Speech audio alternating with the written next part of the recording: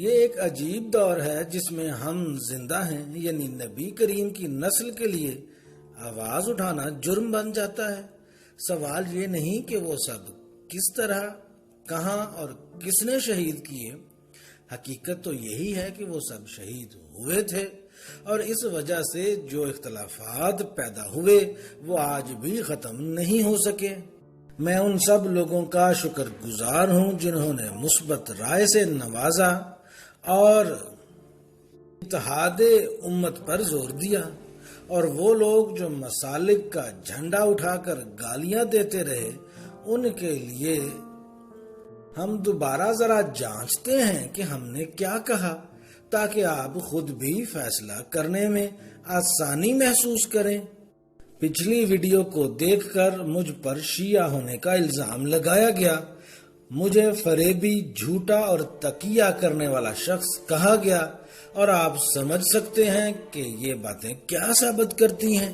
یہ کہ آپ نے اپنے مسلک کے حق میں آواز بلند کر دی لیکن اسلام کے پیغام پر توجہ نہ دی۔ میں شیعہ نہیں ہوں اور نہ ہی میں سنی ہوں، میں وہ ہوں جس کا قرآن نے حکم دیا، یعنی مسلمان۔ اور آپ میں کوئی ثابت نہیں کر سکتا کہ قرآن نے کسی بھی فرقہ میں شامل ہونے کا کہا ہو، کیونکہ یہ مسالک لوگوں نے اپنے طور پر بنائے ہیں اور ان کے نام بھی لوگوں نے خود سے ہی چنے ہیں، اور ان مسالک کے نام تک لوگوں نے خود سے بنائے ہیں۔ آپ کو علم ہے اسلام صیغہ حال ہے، اور انگریزی گرامر میں ایڈورب یعنی اسلام اسم نہیں ہے بلکہ یہ زندگی گزارنے کا نسخہ ہے۔ پھر یہ دل کی حالت بتاتا ہے، وہ نہیں کہ جو باہر سے کوئی لیبل خود پر چسپاں کر لے۔ یاد رکھیے کہ کسی پر عیسائی، یہودی، بدھسٹ، شیعہ، سنی یا صوفی ہونے کا لیبل لگانے سے وہ ویسے نہیں ہو جاتے۔ اگر آپ نے نبی کریم کی اہل بیت کے لیے آواز بلند کی ہے تو آپ شیعہ کہلائے جائیں گے، اور آپ جب اصحاب رسول کے حق میں بات کریں گے تو آپ شیعہ مخالف سمجھے جائیں گے۔ آپ نے دیکھا کہ عیسائیت، یہودیت اور دیگر الہامی مذاہب کی طرح یہاں بھی انسانی اختلافات آپ کو حصوں میں تقسیم در تقسیم کر رہے ہیں۔ یہی اصل فتنہ ہے۔ محض معتدل مزاجی اور تکریم ہی ان زخموں کو بھر سکتی ہے جو اتحاد امت کو لگ چکے ہیں، اور یہی آپ کا امتحان ہے بطور سچے مسلمان کے۔ دشمن کے خلاف متحد ہونا آسان ہے، لیکن کیا یہ اتحاد ہم اپنی صفوں میں پیدا نہیں کر سکتے؟ اس کے لیے ہمیں تعصب کے چشمے کو اتار کر سچے دل سے حقیقت کی تلاش کرنی ہوگی۔ کیا آپ کو یاد نہیں کہ اللہ اور اس کے رسول نے آپ کو ایک امت بن کر رہنے کا حکم دیا، جبکہ دونوں اطراف کو علم ہے کہ آگے کیا ہونے والا ہے؟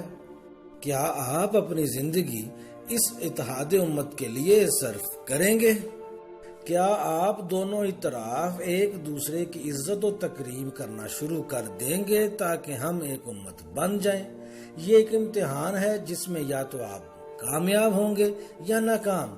کامیاب ہونا یہ نہیں کہ آپ دوسرے مسالک کی غلطیاں نکالتے رہیں اور اپنے مسلک کو سچا ثابت کرنے میں لگے رہیں، بلکہ یہ ہے کہ اختلافات کو ایک طرف رکھ کر قدر مشترک پر اکٹھے کریں سب کو۔ میں نے تمام مذاہب کو دھیان سے پڑھا ہے، میں نے سنی اسلام کو بھی پڑھا اور اس کی دل کی گہرائیوں سے تکریم کرتا ہوں۔ میں نے شیعہ اسلام کو بھی پڑھا ہے اور ان کی بھی میں دل کی گہرائیوں سے عزت کرتا ہوں۔ میں مختلف مذاہب اور مسالک کے ساتھ اٹھا بیٹھا ہوں اور ان سے گفت و شنید کی ہے، اور آپ واقعی ایسا کریں تو آپ جانتے ہیں کہ آپ کیا جان پاتے ہیں۔ ہم سب میں قدر مشترک ہے جس سے انکار ممکن نہیں۔ شیعہ سنی اختلاف صرف اسی صورت میں ختم ہو سکتا ہے کہ ہم ایک دوسرے کے ساتھ بیٹھیں، سیکھیں اور ایک دوسرے کو سمجھنے کی کوشش کریں۔ کیا آپ جانتے ہیں کہ میں نے اس سنی شیعہ اختلافات کے بارے میں کیا دریافت کیا؟ ہم سب 5 بار دن میں نماز پڑھتے ہیں، رمضان میں روزے رکھتے ہیں، زکوٰۃ ادا کرتے ہیں اور حج بھی کرتے ہیں، اور ان سب کے علاوہ ہم اللہ کی عبادت کرتے ہیں اور محمد اللہ کے رسول ہیں، یہ ہم مانتے ہیں۔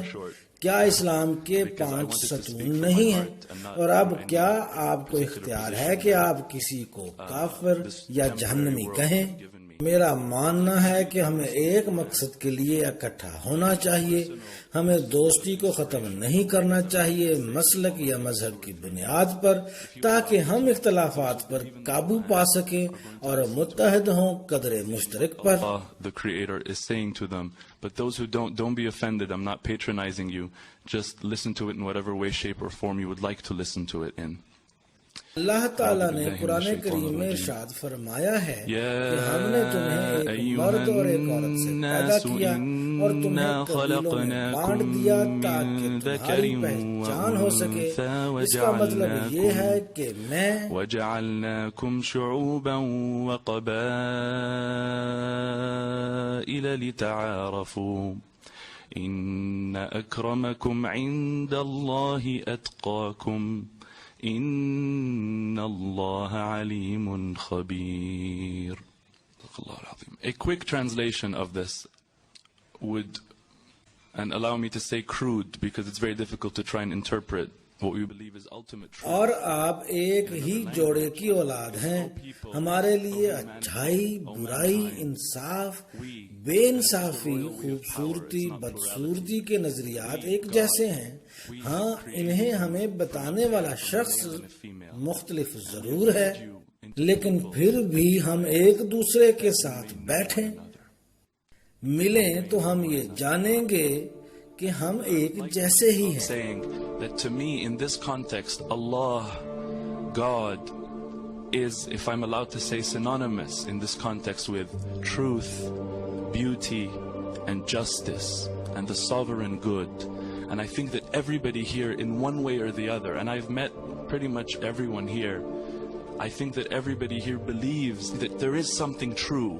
You wouldn't be here if you believed that nothing can be true, and that there is something beautiful, one way or the other, again, and that there is something good, because everybody here has good in them, and that there is justice. But the only difference between us is how we define, respectively, justice, truth, beauty, and good. So let me just tell you that, wallahi, by Allah, I swear to you, it's all semantics. میری نظر میں بطور مسلمان ہم سب آپس میں بہن اور بھائی ہیں، اور تمام غیر مسلم بطور انسان ہمارے بھائی اور بہن ہیں۔ ہر ایک کے ساتھ عزت و احترام کے ساتھ پیش آئیں۔ I think there's a lot of benefit that has come out of this, and I'm very happy to live in this world, in this time, to experience this amazing human possibility of ta'aruf.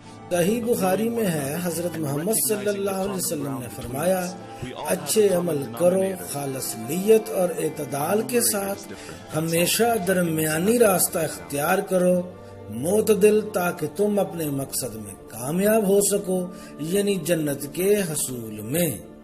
ارشاد ربانی ہے، اور ان لوگوں میں سے نہ ہو جاؤ جو تقسیم ہوئے اور اختلافات کا شکار ہوئے، جبکہ ان میں واضح پیغام آ چکا تھا، اور یہی وہ لوگ ہیں جن کے لیے سخت عذاب ہے۔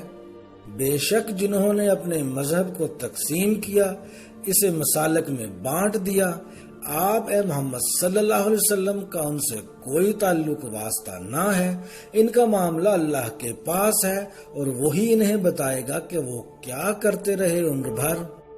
اور بے شک یہ امت واحدہ ہے، اور میں آپ کا معبود اور خیر خواہ ہوں، صرف مجھ سے ہی ڈریے۔ صحابہ کرام کی عزت و تکریم کریں، اور اہل بیت کو بھی اپنے دلوں سے لگائیں، اپنے نبی کی امت کی بہتری کے لیے۔ تقسیم کرو اور حکومت کرو ہی ان کا اصل مقصد ہے، اور کیا آپ ان کے جال میں پھنس گئے ہیں۔